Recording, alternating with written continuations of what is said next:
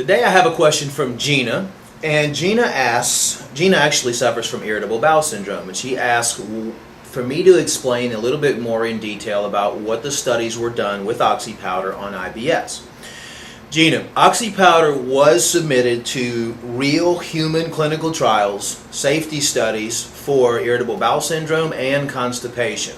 These studies were FDA approved phase 1, 2, and 3 clinical trials according to all of the same guidelines that we would use for pharmaceuticals.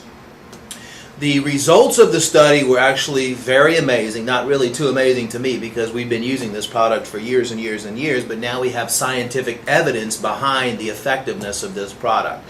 And to summarize this, we've put together all of the summary reports of everything tested for irritable bowel syndrome on the oxypowder.com website /research. It's under the research section.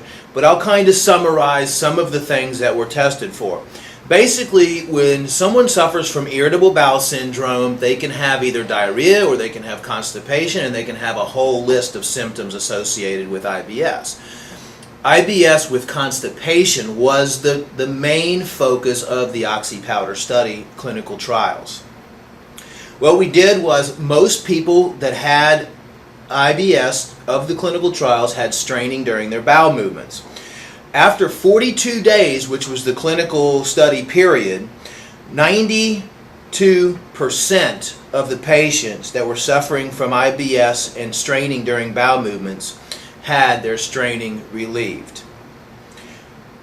76.9% of the patients suffering from IBS indicated that Oxy Powder was successful in relieving sensations of incomplete evacuation of the bowel.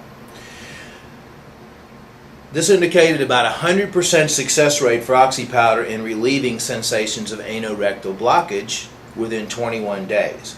There's a lot of different things too that were tested, which was passing hard and lumpy stools, which Oxy Powder had a 100% success rate on within 42 days. There was manual maneuvers, and these are all guidelines, medical guidelines on evaluating and diagnosing IBS. We went off the same exact guidelines. Manual maneuvers to facilitate bowel movements, that's another situation with IBS. And by day 42 of the study, 0 of the patients that were in the study had to use manual maneuvers to facilitate. Also, abdominal pain is associated with IBS, and that was also tested. And by day 42, 0 of the patients had abdominal pain.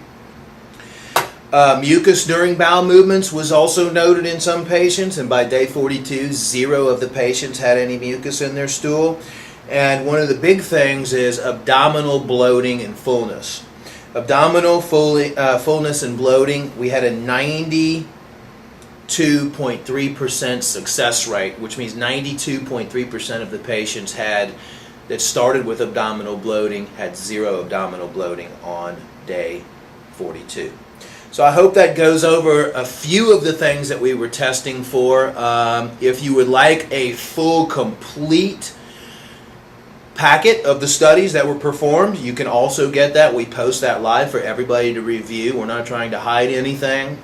We know how good the product works, so if we can be of any further assistance to you, please let us know. Thank you.